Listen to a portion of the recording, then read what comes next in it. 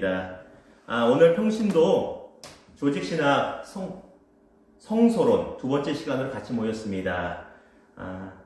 조금 더 쉽고 조금 더 재미있는 시간 우리 같이 만들어 봤으면 좋겠습니다. 우리 지난주에 같이 나눴던 시편 119편 73절 말씀 우리 같이 읽어봤으면 좋겠습니다. 같이 읽을까요? 시작. 주의 손이 나를 만들고 세우셨사오니 내가 깨달아 주의 계명들을 배우게 하소서. 이것이 우리의 소망 됐으면 좋겠습니다. 우리가 성경을 읽고 묵상하고 또 듣고 배울 때 그냥 시간만 흘러가는 것이 아니라 우리에게 성령님의 지혜가 임해서 다 깨달아 건강한 신앙인들 됐으면 좋겠습니다. 이것이 저와 여러분의 모두의 소망인 줄 압니다. 우리 잠시 기도하겠습니다.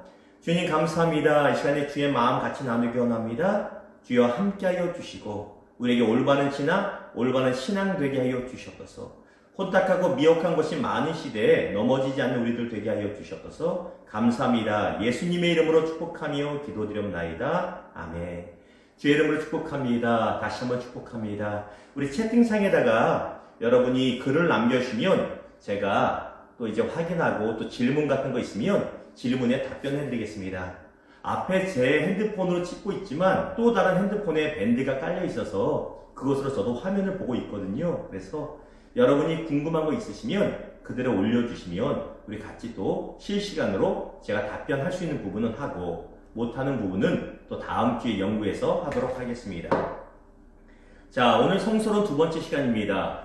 먼저 나누기 전에 지난주에 우리 조직신학에 대해서 같이 나눴잖아요. 좀 길었고 좀 힘들고 그랬잖아요. 그래서 오늘부터는 여러분이 정말로 흥미진진하게 할 수 있는 것, 궁금할 수 있는 것 위주로 재미있게 꾸며보려고 합니다. 시간도 가능하면 35분, 지금 좀 떠들었으니까 한 40분 정도 안에 마치도록 하겠습니다. 다들 바쁘시니까 그게 나은 것 같습니다.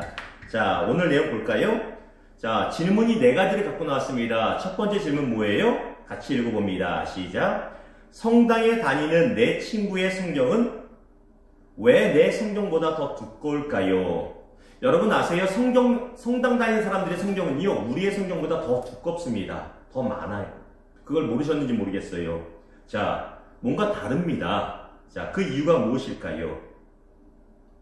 보십시오.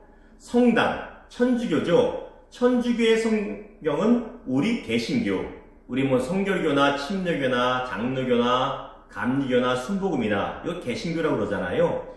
개신교의 성경보다 7권이나 더 많이 들어있습니다. 쉽게 말하면 여기 우리 가진 성경 있잖아요. 이거보다 7권이 더 들었으니 당연히 더 두껍고 더 무거울 수밖에 없지요. 이유가 무엇일까요? 이 이유를 알려면 성경이 성경된 정경화 작업이라고 해요. 올바른 경전이 뽑는 선출하는 그 과정을 우리가 알 필요가 있습니다. 최대한 우리가 쉽게 한번 가보겠습니다. 자, 우리가 가진 성경은 크게 뭐와 뭐로 나눠요? 예, 구약과 신약 두 권으로 크게 나뉩니다. 이건 다 아시죠? 그렇다면 구약은 몇 권일까요? 구약 몇 권이요? 몇 권이요? 예, 30. 그리고 몇 권이요? 예, 9권 되겠습니다. 그렇죠? 보이시죠? 그럼 신약은 몇 권이에요? 신약은 뭔지 모르겠어요. 몇 권인지 모르겠어 할 때는요. 3, 9 곱하십시오. 기가 막히게 하나님이 우리에게 잘 외우라고 쉽게 구구단으로 만들어 주셨나 봐요. 3, 9 하면 24 아닙니다. 27권입니다. 그래서 신약과 구약을 각 권별로 다 합치면 우리 성경은 또한 몇 권으로 구성되어 있습니까? 예, 66권으로 구성되어 있습니다. 그렇죠? 이건 아주 쉽죠? 자, 그렇다면 정경의 선정 과정을 볼 필요가 있어요. 쉽게 말하면 우리가 가지고 있는 성경에 원래는 이 성경 말고도 다른 문서들도 많았거든요. 그런데 어떤 것은 성경 안으로 포함시키고 어떤 것은 성경이 아니다라고 제외시키는 그 기준점이 무엇이었나 이걸 알아야 되잖아요. 구약은 총 39권인데 AD 90년, AD라고 하는 게 뭐예요? 이거는 쉽게 말해서 서기, 예수님이 태어나신 게 서기 1년이잖아요. 그래서 예수님 태어나시고 나서 90년 후 AD, 서기 90년에 얌리아라는 회의에 유대인들 랍비들이 선생님들이 모여서 회의를 하게 됩니다. 도무지 책이 많으니까 정말로 하나님이 주신 정경을 가려내자 해서 회의를 하게 됩니다. 그것이 바로 얌리아 회의고요. 거기서 39권이 결정이 됩니다. 근데 기준이 있어야 되죠.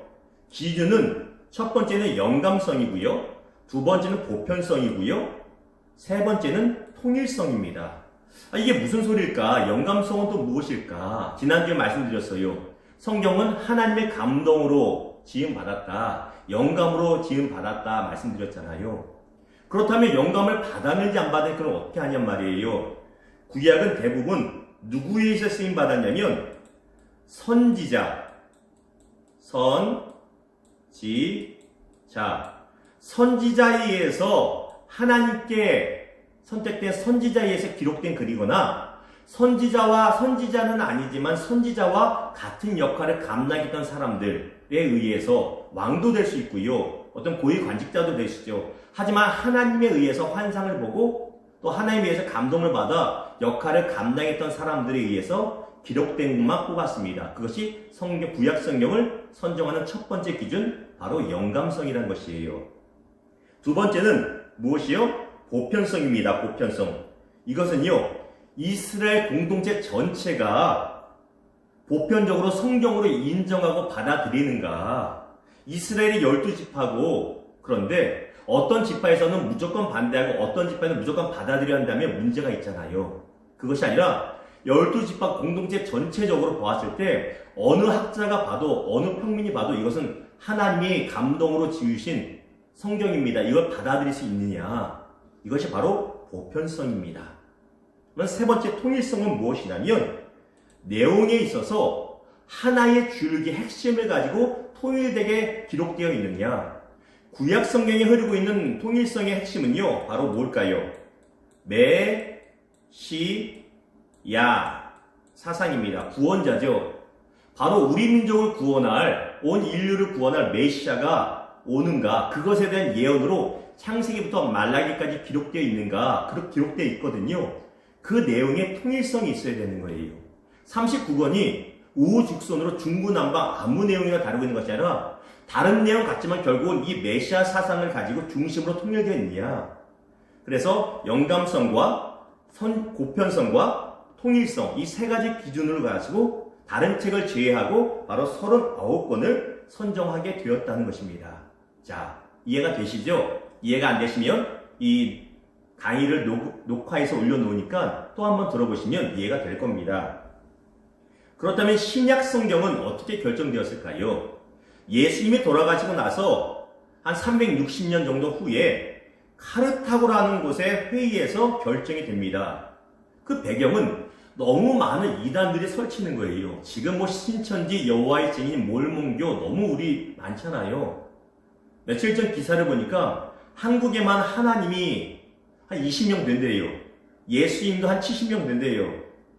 늘 말씀드리지만 그 사람들 다 모아놓고 누가 진짜 예수고 누가 진짜 하나님인지 토론회 시키면 참 좋겠다는 생각을 하게 됩니다. 아무튼 그 당시에도요, 이단들이 많았어요. 복음의 진리를 훼손한 이단들이 많아서 복음의 진리를, 예수님의 가르침을 온전히 전하기 위하여 신약 성경을 결정하게 됩니다. 여기도 비슷한데요, 세 가지 원칙이 있습니다. 하나는 무엇이요? 사도성. 아까 전에 구약 성경에 선정하는 기준 중에 첫 번째가 영감성이었잖아요. 누구에 의해서 기록된 글? 대부분 선지자에 의해서. 그렇다면 신약은 사도성은 누굴까요? 사도들에 의해서. 예수님과 함께하던 사도들에 의해서 지필이 되었느냐, 그거고요. 사도는 아니었을지언정 사도들과 친밀한 관계에 있던, 예를 들면 제자라든가 아니면 가족이라든가 이런 사람들에 의해서 지필이 된 것이냐, 그것만 뽑는 것을 일단 1차 기준으로 삼았습니다. 자, 그러고 보면 신약성경 27권에 13권을 무려 사도 바울이 작성을 하게 됩니다. 베드로는 베드로 전후서 작성하고요. 요한은 요한복음, 요한 1서, 2서, 3서, 요한계시록, 그렇게 5권을 또 작성하게 됩니다. 마태는 마태복음 하고요. 그런데 나머지 성경은 누가 했느냐? 마가복음은 누가 저자일까요? 마가복음은 바로 마가이죠. 마가는 사도가 아니었잖아요. 12사도가 아닙니다. 그런데 마가는 그 유명한 마가의 다락방에 그 집의 아들이었고요. 베드로의 제자였습니다. 베드로의 시종을 들면서 베드로 무릎팍에서 많은 말씀을 배웠을 거예요. 우리 예수님이 이런 일을 행하셨다. 우리 예수님이 이렇게 가르쳐 주셨다. 그것을 기억하여 감동받아 적은 것이 바로 마가복음입니다. 누가는 사도일까요? 누가복음은 당연히 누가가 졌는데 누가는 누가복음 외에도 사도행전을 같이 집필하게 됩니다. 누구와 함께 다녔어요? 바로 사도 바울과 함께 다녔죠. 누가는 의사였습니다. 사도 바울이 눈이나 이런 몸에 안 좋은 것이 많았기 때문에 함께 전도여행을 다니며 복음을 듣고 가르침을 배우고 그것으로 사도행전과 누가복음을 집필한 것입니다. 야고보서는 야고보 사도가 아니라 예수님의 육신의 동생 중에 첫 번째 동생 야고보 장로를 통해서 기록된 것이 야고보서고요. 그 다음에 나오는 유다서라고 한 장짜리가 있어요. 유다서는 예수님의 육신의 둘째 동생 유다에 의해서, 가룟 유다 아닙니다. 유다에 의해서 기록된 것이 바로 유다서입니다. 사도들 아니면 사도들과 밀접한 관계에 있는 사람들의 저술, 이것이 첫 번째 기준이었습니다. 두 번째 통일성은 무엇이냐면 아까 전에 구약 성경에 메시아적 사상이 있어야 되는 것처럼 이 내용에 있어서도요. 신약 성경도 예수님의 구원에 관한 예수님의 구원, 예수님의 사역과 예수님의 구원하심에 대한 그 내용이 동일하게 통일되게 흐르고 있는 것들만 뽑았다라는 것이에요. 또한 보편성은 무엇입니까? 이것 또한 구약과 마찬가지로 신약의 많은 당시의 교회들이 동서로 나뉘어진 교회들이 나뉘었거든요. 그 당시 교회들이 보편적으로 다 받아들일 수 있는 것. 왜냐하면 당시 이단들이 많았기 때문에 어느 지역에선 이상한 문서들이 떠돌고 이 성경이라고, 또 다른 지역이면 또 다른 문서가, 가짜 문서가 성경이라고 받아들여지고 있었기 때문에 보편적으로 받아들인 것, 이 세 가지 기준에 의해서 성경이 결정이 되게 됩니다. 자, 그러면 핵심입니다. 그렇다면 천주교의 성경은 왜 우리보다 몇 권이 더 많아요? 7권이나 더 많습니다. 자, 이유가 무엇이에요? 외경입니다. 여러분이 한자 보시면 아시겠죠? 무식해서 잘 모릅니다. 외경. 이게 밖에 있는 성경이란 뜻이에요. 밖에 있는 성경. 성경 안에 들어올 수 없지만 그래도 그만큼 가치는 있다라는 것이 바로 외경입니다. 구약 성경 39권은 예수님 태어나시기 전 1500년과 400년 사이 1100년 동안에 35명에서 40명의 저자들에 의해서 기록이 됩니다. 그런데 예수님 태어나시기 200년 전쯤 BC 200년에 72명의 유대인 학자들이 이집트 북쪽에 있는 산드리아라는 도시에 모입니다. 그 당시에 유대인들을 후원하던 왕이 그 72명을 모은 거예요. 72명을 모여서 내가 성경을 읽고 싶은데 성경이 다 히브리어로 돼서 못 읽지 않니?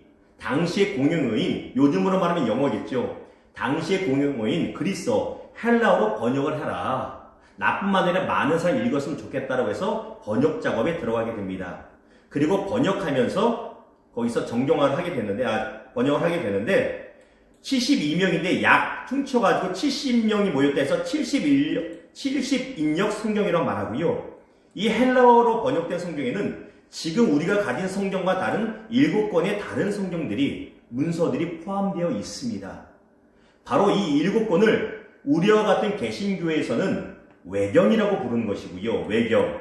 천주교에서는 제2경전, 제2성전이라고 부릅니다. 외경의 가치는 여기 있습니다. 정경 66권에는 채택되지 않지만 연구와 교훈에 있어서는 가치가 있는 문서들, 이것이 바로 외경입니다. 특별히 외경은 이스라엘이 멸망하고 나서 마지막 선지자였던 말라기 선지자와 예수님 사이의 간극이 400년이 차이가 나는데 그 기간을 중간기라고 합니다. 신구약 중간기. 그 기간에 있는 역사적인 사실이나 어떤 내용을 다루고 있는 것이 외경의 내용이기 때문에 가치는 분명히 있습니다. 그러나 아까 전에 세 가지 기준에 의해서 부합하지 않는 면이 있어서 우리 개신교에서는 외경으로 써서 다루지를 않고 있습니다. 반면 천주교에서는 제2경전이라고 해서 이것 또한 중요하다 해서 토빗기, 유딕기, 마카베오 상권, 마카베오 학원, 지혜서, 집에서, 바룩서. 이 바룩은 예레미야의 비석격이었습니다. 7권을 자신들의 성경에 집어넣습니다. 여러분, 공동 번역이라고 들어보셨는지 모르겠어요. 공동 번역이라는 것은 개신교 학자들과 천주교 학자들이 같이 번역한 성경을 공동 번역본이라고 해요. 이거 서점을 팔거든요. 도서관에도 있고. 보면 이 7권의 외경이 우리한테 외경이고 천주교 신자들한테는 제2경전이 포함되어 있습니다. 그래서 차이가 나는 것입니다. 어떻게 설명이 이해가 되시는지 모르겠어요. 여러분 설명이 이해되시는지 모르겠습니다. 혹시 질문 있으시면 여러분 질문 남겨주시면 좋을 것 같습니다. 자, 그 다음 질문 볼까요? 두 번째 질문으로 가룟 유다도 성경을 썼다고요? 여러분 들어보셨어요? 가룟 유다가 성경을 썼다는 거? 가룟 유다도 성경을 썼습니다. 그것을 퉁쳐서 위경이라고, 가짜 성경, 가짜 문서라고 우리가 말을 합니다. 여러분 화면 보이시죠? 이 화면에 보면 예수와 유다의 밀약, The Gospel of Judas, 유다복음에도 나와 있습니다. 2006년에 발견이 돼서 이집트에서 발견이 돼서요. 고고학적 발견이죠. 2007년도에 내셔널 지오그래피라고 하는 그 채널을 통해서 출판이 된 것이 바로 유다복음서입니다. 당시 난리가 났어요. 가룟 유다가 기록을 남겼으니까. 근데 정말 가룟 유다가 남긴 것일까요? 결론적으로 말씀드리면 그렇지 않습니다. 새빨간 거짓말입니다. 이 유다복음은 초기 기독교 당시 주요 이단이었던 영지주의. 영지주의가 뭐예요? 영적인 것은 귀하고 거룩하고 육신은 악하다. 예수님이 성육신 하신 게 아니다. 예수님의 성육신과 예수님의 육체적인 십자가의 상에서의 돌아가심을 부인하는 이단이 영지주의죠. 그들 중에 분파였던 가인파, 아벨을 때려 죽인 가인을 숭상하는 파가 가인파예요. 가인파가 기록된 것으로 추정되는 위경, 거짓 경전 중에 하나입니다. 좀 전에 같이 나눴던 외경이라고 기억하시죠? 외경이 정경 66권에는 채택되지 않지만 연구와 교훈의 가치가 있는 문서라면 위경은요, 정경에 위배되는 꾸며낸 이야기로서 기록된 책들이 바로 위경, 거짓 경전입니다. 예를 들면 좀 전에 우리가 지금 다루고 있는 유다복음서가 그렇고요. 도마가 죽기 전에 남겼다, 도마복음서. 예수님의 어머니 마리아가 남겼다, 마리아복음서. 이런 것들이 있어요.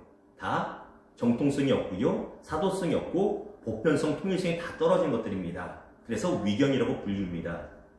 특징은 다시 한번 보면 위경들은 잘못된 가르침은 정경, 우리 66권과 내용이 상이하게 배치됩니다. 맞지 않아요? 또 저자에 있어서 유명한 사람들의 이름을 도용했을 뿐입니다. 도마가 유명하니 도마 이름을 따오고요. 마리아가 유명하니 마리아 이름을 따오고요. 그런 것이에요. 대부분 내용이 예수님의 숨겨진 생애에 대한 호기심에 대해서 사람들을 만족시키기 위해서 나눈 거예요. 성경에 예수님의 어린 시절이 안 나옵니다. 예수님은 자라면서부터 사람들과 하나님에게 사랑을 받았더라, 이런 구절만 나오고요. 또 예수님이 6월절 명절을 새로 예루살렘 올라갔다가 성전에 혼자 3일 동안 계셨던 이야기, 그거 외에는 다른 이야기가 없어요. 그래서 사람들이 궁금해하는 예수님의 인간적인 모습을 기록해 놓은 것이 바로 위경들입니다. 특별히 예수와 유다의 밀약이라고 부제가 붙은 유다복음의 핵심 내용은 이거예요. 가룟 유다가 없었다면 예수님의 인류 구원 역사는 절대 이루어지지 않았다. 가룟 유다가 큰일 한 거다. 여러분 중에서도 가룟 유다가 그래도 나름 큰일 한 거 아닌가라고 궁금해 하신 적이 있을 수 있습니다. 누구나 궁금해 할 수 있어요. 그렇죠? 하나님이 왜 가룟 유다를 버렸는가? 왜 죄짓게 막지 않고 죄짓게 하셨는가? 그런 질문을 가지고 꾸며낸 것입니다. 예수와 유다의 밀약이라고 말하잖아요. 비밀 약속. 이 책은 이렇게 말합니다. 유다가 돈 때문에 예수님을 팔아먹은 것이 아니라 예수님이 구원 사역을 감당하기 위해서 유다한테 날 좀 배신하라고 시켰다. 다른 제자들은 모르게. 그 내용이 기록되어 있어요. 유다의 배신의 죄를, 배반의 죄를 정당화시켜준 책이 바로 이 책이에요. 아까 전에 이 기록이 누가 적다고요? 가인파. 그 사람들은 아벨을 때려 죽인 가인도 이유가 있다. 하나님이 나쁘다라고 해서 가인을 정당화시키는 파이기 때문에 당연히 가룟 유다까지도 정당화시키고 있다는 것이에요. 그리고 이 책의 내용에 보면 예수님께서 십자가상에서 달려 돌아가시지 않고 그게 무서워서 육체는 남겨놓고 국외로 다른 나라로 망명해서 도망갔다고 기록이 되어 있습니다. 정말 우리 성경은 전혀 다르지요. 말도 안 되는 이야기입니다. 이런 말도 안 되는 기록들을 위경이라고 합니다. 자, 지금까지 정경에 대해서 66권에 보였고, 그리고 외경, 66권에 들어가지 않지만 역사적인 가치가 있고 문학적인 가치가 있고 학술적인 가치가 있는 것을 외경이라고 말씀드렸고요. 전혀 쓰잘데기 없는 문서, 거짓된 문서들을 위경이라고 말씀을 드렸습니다.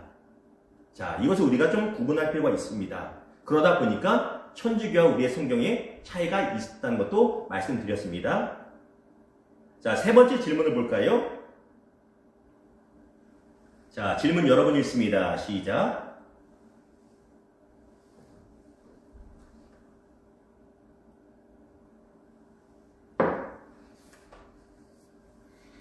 자, 우리 성경에는 없음이란 공란이 왜 있나요? 이게 무슨 뜻이죠? 여러분 성경을 한 번이라도 제대로 통독하신 분들은 이 구절을 보신 적이 있을 거예요. 아니, 통독을 안 했어도요, 신약성경, 구약에는 없습니다. 신약성경에 보면, 특별히 사복음서에 보면 이 없음이란 단어들이 들어간 것이 있어요. 예를 들어 볼까요?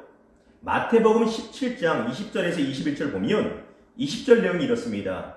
만일 너희에게 믿음이 겨자씨 한 알만큼만 있어도 이 산을 명하여 여기서 저기라 옮겨지라 하면 옮겨질 것이요 또 너희가 못할 것이 없으리라. 그런데 22절은 기록이 있는데 21절에 없음이라고 나와요. 그리고 여러분 성경 맨 아래 조그맣게 해석이 같은 거 붙은 거 각주라고 그러잖아요. 거기 보면 이렇게 나옵니다. 어떤 사본에 보면 기도와 금식이 아니면 이런 유가 나가지 아니하니라가 있다고 적혀 있어요. 그렇죠? 성경에 몇 군데가 없음이라는 구절이 있습니다. 이게 왜 있을까요? 여러분 궁금해 보신 적 있으시죠? 이게 왜 있을까요? 그냥 무조건 믿습니까? 아니요. 알고 믿어야 잘못된 가르침에 빠지지 않습니다. 자, 이유를 봅니다. 인류 역사 서기 1440년 중세시대입니다. 이때 인류 문명에 엄청난 사건이 발명됩니다. 그게 무엇이냐면 독일인 구텐베르크가 만든 무엇이요? 금속 활자. 타임지가 선정한 인류 역사 1000년 중에 가장 훌륭한 발명품이 바로 금속 활자예요. 그때 이후로는 얼마든지 책을 똑같이 인쇄해낼 수 있었기 때문에, 물론 87년 전인가 89년 전에 우리나라 고려시대 직지신경이라고 금속 활자가 이미 먼저 만들어졌다고 나중에 선포가 됐지만 우리는 만들어 놓고 밖으로 내보내질 않았기 때문에 공식적으로는 이 구텐베르크의 금속 활자가 인류 문명에 이바지한 넘버 1이 된 것이에요. 어쨌거나 구텐베르크의 금속 활자를 통해서 책들이 마구마구 인쇄가 수천 부 수만 권 인쇄가 되기 시작하는데 가장 빨리 인쇄된 책이 무엇이냐면 바로 성경입니다. 그러면서 이 1440년 금속 활자 인쇄술이 발명되기 전에는 성경은 어떻게 기록했을까요? 어떻게 해요? 그렇죠. 그냥 손으로 기록합니다. 손으로 다 기록해요. 그렇다고 이런 종이가 있는 것도 아니에요. 종이가 있는 것도 아니고 다 그냥 양피지 같은 거 있잖아요. 아니면 파피루스 이런 거, 나무 껍질 말려가지고 만든 거, 양의 가죽 같은 거, 여기에다 다 먹물 같은 거 찍어가지고 하나하나 쓴 거예요. 얼마나 힘들겠어요. 성경이 좀 내용이 많습니까? 66권만 해도 필사하려면 1년 이상 걸릴 텐데 유대인들이 얼마나 거룩하게 했어요. 하나님이라는 단어가 나올 때마다 목욕하고 와서 기록하고 할 정도로 정말 최선을 다했습니다. 그럼에도 불구하고 두 가지 근본적인 문제가 있습니다. 필사할 때 무엇입니까? 하나는 성경의 원문은요, 마태가 지은 마태복음, 마가를 통해서 하나님 주신 마가복음, 이 원문은 그 어떤 것도 남아있지 않다는 것이에요. 남아있지 않습니다. 지금은 다 필사본만 나와요. 예를 들면 마태가 남긴 마태복음 원본을 그 당시 어느 교회 사람들이 옆 교회도 같이 봐야 되니까 필사합시다. 복사기가 없으니까 한 사람이 적었어요. 그것을 또 다른 교회에 넘겨줍니다. 그 교회에서 또 다른 성도들에게 주기 위해서 또 두 사람이 또 필사합니다. 계속 시간이 갈수록 필사가 돼서 사본들이 나오잖아요. 원본은 없는데 사본들만 많아집니다. 과거에는 지금 같은 일괄적인 입력 도구, 컴퓨터나 이런 게 없기 때문에 또 복사기 같은 복사 도구가 없었기 때문에 계속 손으로 써야 됐어요. 그러다 보니까 무슨 문제가 생깁니까? 필사하는 사람들이 개인적인 주관에 의해서 한 구절씩 집어넣는 게 생겼던 거예요. 자, 무슨 말이냐면 아까 전에 마태복음 17장 20절과 21절 봤잖아요. 20절에 이런 말씀, 믿음에 관한 말씀이 나왔는데 21절은 없어요, 마태복음에는. 근데 보았더니 기도와 금식이 아니면 이런 유가 나가지 않으리라 라는 구절이 어떤 사본엔, 이게 필사본입니다. 손으로 적었다는 거. 그 필사본에 있대요. 근데 이 구절이 원래 어디 나온 구절이냐면 마가복음 9장 29절에 보면 예수님께서 이 말씀을 하셨어요. 무슨 말이냐면 사람들이 성경을 필사하다가 마가복음에 이런 말씀이 있었는데 이 말씀을 집어넣으면 믿음에 대해서 설명하는 데 더 도움되겠다 해서 요 정도까지는 본인의 주관대로 집어넣는 것들이 있다는 거예요. 그렇다고 해서 성경에 오류가 있냐? 그건 아닙니다. 성경에 오류는 없어요. 왜? 내용에 큰 문제는 없기 때문에. 그럼에도 사본들이 다 그런 건 아니고요. 어떤 사본에는 이렇게 들어간 것들이 필사자의 주관에 의해서 들어간 구절들이 있다는 거예요. 그래서 없음이라는 것이 나옵니다. 그러면 없음이라는 것을 채워넣으면 되지 않습니까? 다음 질문에서 좀 더 자세히 나누겠습니다만 일단 말씀드리면 이게 있든 없든 내용 이해에 큰 지장이 없습니다. 마태복음 17장 20절을 읽고 22절을 읽을 때 큰 지장이 없어요. 21절이 없다고 해도 원래 없었기 때문에. 그렇기 때문에 굳이 만들어 놓지 않았다는 것입니다. 근데 더 근본적인 이유는 이제 설명해 드립니다. 다시 볼까요? 수천 개의 필사본들, 비교해 볼기가 필사본들이 헬라어 필사본, 신약성경 필사본이 5,400개 정도 됩니다. 무척 많죠? 이거를 하나하나 다 비교해 보니까 그 작업을 본문 비평 작업이라고 하는데 더 오래된 필사본에는 이 추가 구절이 없어요. 다시 말하면 마태가 지은 마태복음은 마태를 통해서 기술된 마태복음에는 원래 없었어요. 근데 시간이 가면 갈수록 시대가 오래된 더 지금으로부터 가까워진 더 후대의 필사본에는 그런 구절들이 들어가고요. 원본에 더 가까운 더 오래된 필사본에 그게 없다는 것입니다. 또한 아무 상관이 없어서 없다고 그냥 표시하고 있다고 말씀드렸습니다. 자, 네 번째 질문입니다. 이 세 번째 질문과 같이 연결이 됩니다. 여러분 주변에 성경을 가지고 와서 우리와 다른 이 표면에 킹 제임스 번역본이라고 적힌 성경을 가지고 와서 이것만이 진짜 성경이라고 말하는 사람, 당신들이 보는 성경은 잘못된 것입니다 라고 하시는 분을 만나본 적이 있는지 모르겠습니다. 어쩌면 여러분이 이 방송을 보신 여러분이 그런 가르침에 빠져 있는지 모르겠습니다. 답을 드리면 전혀 아닙니다. 하나님께서는 킹 제임스 성경만이 진짜 성경이라고 말씀하신 적이 단 한 번도 없으시다는 거 기억하십시오. 자, 킹 제임스 성경만이 진짜라고 말하는 사람들은요, 킹 제임스 주의자라고 말합니다. 웬걸요? 10분 정도 남았네요. 킹 제임스 주의자라고 말합니다. 그리고 이 사람들이 만든 단체가 말씀 보존학회. 그들의 성경에는 우리는 아가페 서점, 아가페 출판사, 그리고 대한성서공예 이렇게 출판사가 있잖아요. 그들은 말씀 보존학회 출판사라고 적혀 있어요. 그리고 그들의 교단은 성경 침례교회입니다. 성경 침례교회는 우리와 똑같은 침례교회가 아닙니다. 아니에요. 미국에는 침례교회가 굉장히 많습니다. 가장 큰 침례교회가 제가 안수받고 또 우리 한국 침례교회와 같이 협력관계인 남침례교단이고요. 그 외에 크고 작은 침례교회들 분파가 있는데 그 중에 하나가 플로리다주 펜사콜라라는 곳에 있는 성경 침례교 교단이 있어요. 그것이 우리나라에 와서 성경 침례교회라고 시작을 하게 됩니다. 이 송호라고 하는 목사에 의해서 그의 집에서 몇몇 사람들과 함께 시작이 1992년인가 시작이 됩니다. 그들의 나름 교세가 커졌어요. 질문이 없죠? 그들이 교세가 커져서 월간지도 만들어냅니다. 성경대로 믿는 사람들이나 원간지도 만들어내고요. 묵상집으로 그날의 양식이나 묵상집도 만들어내고요.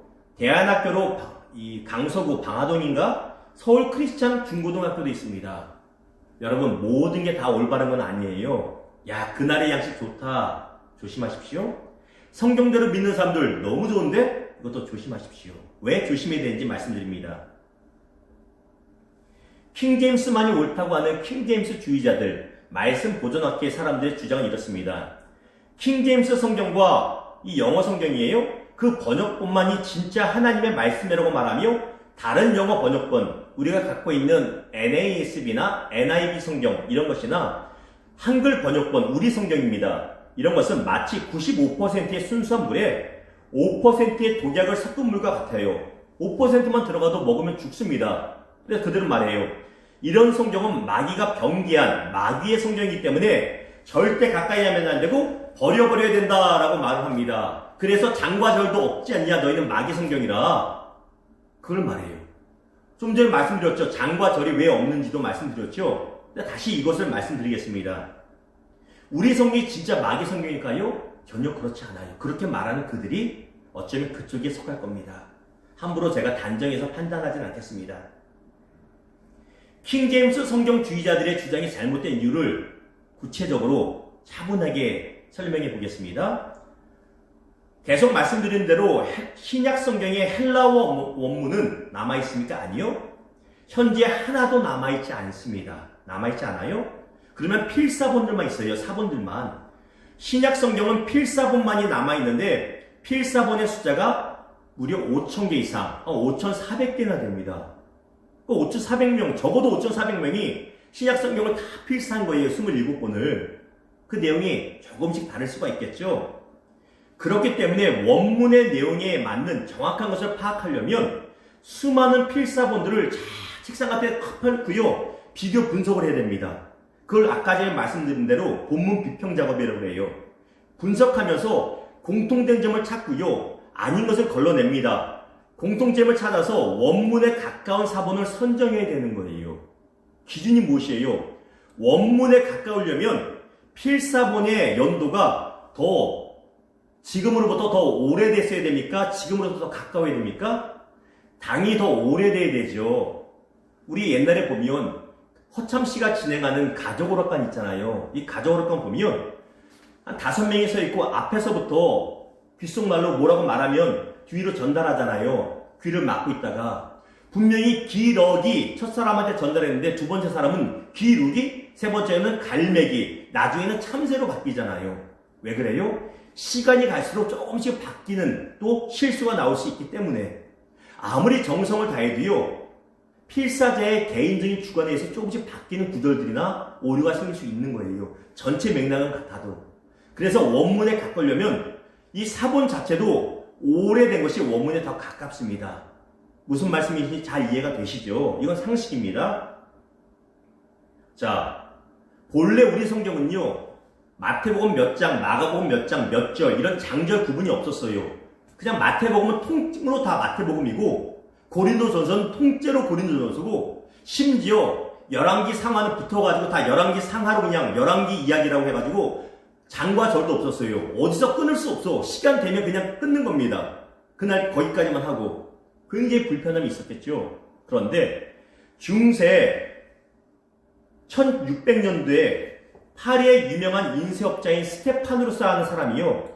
4번에 걸쳐서 헬라어 신약 성경을 인쇄해서 발행해서 팔게 되는데 그 사람이 4번째 개정판을 만들 때 야 이거 너무 불편하니 장과 절을 만들면 좋겠다 해서 그때 인류 최초로 성경의 장과 절로 구분이 됩니다. 중세에 만들어진 거예요. 원래 없었습니다. 이거 잘 기억하세요. 스테파누스. 그래서 그 사람이 발행했다 해서 스테파누스 성경이라고 불립니다. 그 후에 데오도르 베자라고 하는 사람이 좀 전에 장과 절을 구분했던 스테파누스 성경을 기반으로 해서 새로운 성경을 또 인쇄해서 발행해요. 그 성경을 베자 성경이라고 부릅니다. 아시겠죠? 헬라어 사본이 있었는데 그것 중에 하나를 가져다가 스테파누스가 장과 절을 구분해서 스테파누스 성경을 만들어요. 그리고 나서 베자라고 하는 사람이 이 스테파누스 성경을 기반으로 해서 배자 성경이라고 약간 다르게 다시 인쇄를 해냅니다. 이해가 되시죠? 이후에 영국의 킹 제임스 왕이 무슨 감동을 받았는지 성경을 제대로 만들어봐라 이렇게 명을 내려가지고 우리나라에 쓸 수 있는 원칙적인 성경 만들자 해서 그 성경이 바로 킹 제임스 왕이 명령했다 해서 그 감독하에 만들어졌다 해서 킹 제임스 성경이라고 불리는 겁니다. 당연히 왕이 직접 만든 건 아니겠죠. 세종대왕 시절에 장영실이 만든 것처럼 학자들이 킹 제임스 왕의 명령에 의해서 만든 것입니다. 그런데 이 킹 제임스 성경은요, 무엇이 배경이었냐면, 기반이었냐면 배자 성경입니다. 다시 복습해보면 스테파누스 성경이 있었어요. 그 전에 헬라어 사본이 있었겠죠. 필사본 하나가. 그리고 스테파누스 성경으로 번역됩니다. 그 다음에 이걸 기반으로 배자 성경이 나옵니다. 그리고 배자 성경 기반으로 킹 제임스 성경이 나와요. 그러면 킹 제임스 성경에는 당연히 우리 성경에 있는 없음이라는 구절이 있을 수가 없습니다. 왜? 스테파누스가 자기 성경을 만들면서 장과자를 다 붙이면서 없음이라는 구절이 없었거든요. 그러니 당연히 거기서부터 시작됐으니 킹 제임스 성경에는 그때나 지금이나 없음이라는 구절이 없습니다. 없어요. 자, 그리고 킹 제임스 성경의 표지에는 이런 글을 누가 후기에 갖다 놓습니다. 같이 읽습니다. 시작. 당신이 가지고 있는 이 성경은 모든 사람들에 의해 받아들여지고 있으며 이 성경 안에는 우리가 바꾸거나 왜곡시킨 부분이 전혀 없습니다. 라고 그런 글을 붙여놓습니다. 누가 붙여놔요? 아무도 몰라. 솔직히 말하면 그냥 성경을 더 많이 팔려고 이게 진짜입니다. 원조 성경입니다. 이런 식으로 붙여놓은 거예요. 이것은 왕의 명령에 의해서 왕의 권위로 만들어진 것이라는 의미지 이거 이 킹제임스 번역본만이 하나님이 주신 유일한 진리다, 유일한 성경이라는 의미는 전혀 아니라는 것이에요. 그럼에도 불구하고 그 이후에 200년이 넘도록 다른 성경 번역본이 나오지 않습니다. 그러다 보니까 많은 사람들이 이 표지를 가지고 그냥 킹 제임스가 최고 권위, 온전한 성경이라고 오해를 하고 시작하고 내려오게 됩니다. 자, 보세요. 그 당시 사람들에 의해서 받아들인 성경이라는 의미일 뿐이에요. 유일한 성경이라는 의미는 아니라는 것입니다. 그 이후에 킹 제임스 성경의 기반이 된 헬러 필사본보다 더 오래된 신약 성경의 필사본들이 발견됩니다. 엄청난 발견이에요. 예를 들어서 킹 제임스 성경이 서기 6세기의 헬라어 문서로 기록으로 발견이 됐다면 그 이후에 발견된 필사본은요, 서기 5세기나 4세기예요. 적어도 100년, 200년은 더 오래된 필사본들이 발견됩니다. 아까 전에 말씀드렸죠. 성경에 원문은 없어요. 근데 원문이 없는 상황에서 성경의 원문에 더 가까우려면 상식적으로 더 역사가 오래된 것이어야 필사자들이 내리면서 글이 바뀌지가 않는 거예요. 무슨 말씀인지 아시겠죠? 자, 그래서 학자들이 더 오래된 발견된 필사본들을 기반으로 새로운 번역본을 발행하는데 그 필사본을 연구해 봤더니 킹 제임스 성경의 헬라어 원문에 들어있는 구절들이 없습니다. 아까 전에 말씀드렸던 몇 장 몇 절에는 없음이라는 구절이 있잖아요. 그런 것이 없는 거예요. 돌려 말하면 후기의 필사자가 추가한 것이 바로 이 구절들입니다. 그래서 그것이 킹 제임스 성경의 기반이 됩니다. 킹 제임스 성경은 나중에 기록이 된 필사된 성경 원문, 헬라어 원문을 가지고 번역했기 때문에 나중에 후기 필사자가 집어넣은, 임의적으로 집어넣은 구절들이 있는 뿐이고요. 우리가 갖고 있는 성경에는 더 오래된 원문을 가지고 있기 때문에 그 구절이 없는 거예요. 이게 근본적인 없음의 이유가 됩니다. 이해가 되시죠? 다시 봅니다. 이후 킹 제임스 성경보다 더 오래된 필사물을 바탕으로 1881년 영국에서 리바이스드 버전 RB 성경이라는 영어 성경이 발행이 됩니다. 그리고 이 성경을 기초로 중국의 선교사로 들어간 서양 선교사들이 중국 성경, 물력이라고 하는 중국 성경을 번역해서 만들어냅니다. 선교사들이 우리나라로 직접 온 게 아닙니다. 중국을 보통 거쳤죠. 그래서 중국에서 조선말로 바꾸자 해서 이 중국 물력 성경을 가지고 우리나라 성경을 만듭니다. 그것이 우리나라 성경의 기초가 돼요. 자, 보십시오. 킹제임스 성경에 라인을 보세요. 헬러 필사본이 있었어요. 그걸 가지고 스테파누스가 성경을 만듭니다. 여기서 장절 구분했어요. 그리고 배자 성경이 나오고요. 배자 성경을 기본으로 킹제임스 성경이 나왔습니다. 반면 현재 우리가 갖고 있는 성경을 보세요. 킹제임스 성경의 기반이 되는 헬러 필사본보다 더 오래된 헬러 필사본을 발견해서 그것을 기반으로 RB라고 하는 영어 성경을 만들고요. 그 성경이 중국어 성경이 되고요. 현재 우리 성경이 됩니다. 라인이 다른 거예요. 무슨 말씀인지 아시겠죠? 그러다 보니까 우리 성경은 더 오래된 헬러 필사본을 가지고 있는 더 정통적인 성경입니다. 그렇기 때문에 킹제임스 성경보다 원문에 더 가까운 것, 우린 자부심을 가져야 됩니다. 그들의 허황된 주장에 우리가 꿀릴 필요가 없어요. 우리 성경이 더 오래된 원문을 갖고 있습니다. 그들은 그래서 더 오래된 필사본을 찾으려고 하는데 나오지 않아요. 찾았다고 거짓말하지만 발견된 증거는 없습니다. 그럼에도 불구하고요. 성경의 장절 구분은 스테파누스 성경의 전통을 따르기 때문에 우리도 그대로 장절을 나눠놨다는 거예요. 근데 문제가 뭐예요?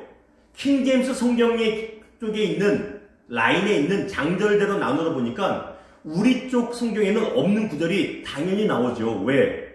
킹제임스 성경은 더 오래된 필사본을 기반으로 해서 구절들을 첨가되어 있으니까 우리는 원문에 더 가까운 오래된 필사본이니까 그 구절들이 빠졌잖아요. 근데 내용상 크게 문제가 안 되기 때문에 그냥 장절 구분은 하되 없음이라고 놨을 뿐이란 것이에요. 이해가 되시죠? 근데 이런 걸 가지고 모르는, 아니 알면서도 우기는 거예요. 원래 이 이단이라고 하는 사람들은요, 잘못된 가르침을 주장하는 사람들은요, 올바른 주장을 받아들이려고 하지 않습니다. 그러면 말씀 보존학회나 킹제임스 주의자들이 이단이냐? 솔직히 말씀드리면 이단으로 규정한 교단들이 있습니다. 장로 교단 중에 있고요. 다른 교단, 저희 교단에서도 적어도 교류 금지, 거의 이단과 같이 확정을 했습니다. 킹제임스 성경이 잘못됐기 때문이 아니에요. 그 한 구절, 몇 구절 있고 없고가 뭐가 문제예요. 구원하고 상관이 없는데 그게 문제가 아니라 그들은 자신들만의 성경이 킹제임스 성경만이 옳다고 하고 다른 성경, 다른 교회는 잘못된 교회고 마귀들의 교회고 마귀들의 성경에 의해 속고 있는 교회라고 말하기 때문에 그들이 오히려 이단인 것이에요. 잘못했다는 것입니다. 이 사실을 여러분이 기억하시고 그들의 단체나 출판 같은 것을 여러분이 주의하실 필요가 있겠습니다. 사실은 몰몬경은 성경인가 이 부분을 다루고 싶었으나 다룰까요 말까요? 시간이 45분이 지났습니다. 다룰까요 말까요? 40분 정도 됐는데 여러분 몰몬경이 성경인가요 아닌가요? 궁금하신가요 아닌가요? 한 사람이라도 궁금하다고 하면 아주 빨리 슬쩍 달아주고요. 아니면 그냥 마치도록 하겠습니다. 아무도 댓글이 없어요. 그러면 여러분 다 바쁘신 줄 알고 이만 마치도록 하겠습니다. 나중에 이단 이야기하면서 괜찮다고 의견이 올라왔어요. 그렇기 때문에 보도록 하겠습니다.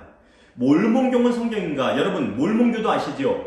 점잖게 검은 옷 입고 다니면서 플라스틱 명패 반짝이는 거 검은색 명패 달고 다니는 사람들 또 둘씩 요즘에는 멋들어진 백팩 메고 다니는 사람도 있습니다. 남자들, 여자들도 있고요. 보통 서양 선교사들입니다. 그들이 보는 성경이 몰몬경이고 그들의 종교가 몰몬교입니다.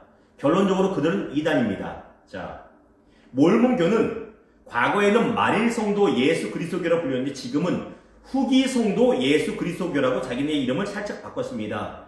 가장 대표적인 교회가 어디냐면 저 정발산 일산경찰서 있잖아요. 일산경찰서 사거리 건너편에 보면 교회같이 생겼는데 십자가가 없는 교회가 있어요. 전국 어디 가나 똑같은 모양입니다. 그게 몰몬교회입니다.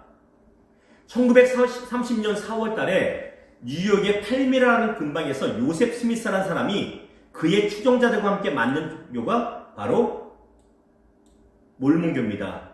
교세가 크기 때문에 전 세계 4대 기독교 이단에 속한 집단입니다. 우리는 착각합니다. 몰몬교는 다른 종교구나. 아니에요. 기독교 이단입니다. 그럼에도 불구하고 우리가 많이 주의를 안 하는 이유는 신천지처럼 교회 안으로 들어와 교회를 깨진 않기 때문에 그나마 신사적이라서 우리가 오해를 합니다만 이단입니다. 숫자로는 세계 4대 이단입니다. 그리고 1823년 창시자인 요셉 스미스가 자기 나이 18살의 꿈에 천사 모로나이라고 하는 천사가 나타나 환상을 줍니다. 그래서 모로나이의 이름을 따서 몰몬교가 되는 거예요. 그리고 내가 너를 들어 하나님께 너를 큰 선지자의 역할을 감당할 것이다. 그래서 종교를 세운 것이 바로 몰몬교고요. 몰몬교는 천사 모로나이의 환상을 보고 요셉 스미스가 환상에 보았던 동네 가봤더니 땅을 팠더니 황금판이 나오네? 그리고 다른 판들이 나와요. 거기 적혀있는 글들을 번역한 것이 바로 몰몬경입니다. 이것이 자기들의 성경이에요. 그들은 성경도 믿습니다. 그러나 몰몬경도 믿어요. 문제는 그들은 자신들의 몰몬경의 권위를 성경과 동일하게 여기고 삼위일체를 인정하듯이 말하지만 삼위일체를 인정하지 않습니다. 여호와 증인도 마찬가지고요. 믿음으로만 구원 얻지 못한다고 행위가 따라야 된다고 그들은 말합니다. 여러 가지 면에서 그들은 이단입니다. 여러분 주변에 몰몬교에 빠져있는 분이 있다면 슬쩍 말씀해 주세요. 그거 올바른 거 아니라고. 자, 오늘 성경에 대해서 나눴습니다. 다음 주에는 여러분이 많이 궁금해하는 천사와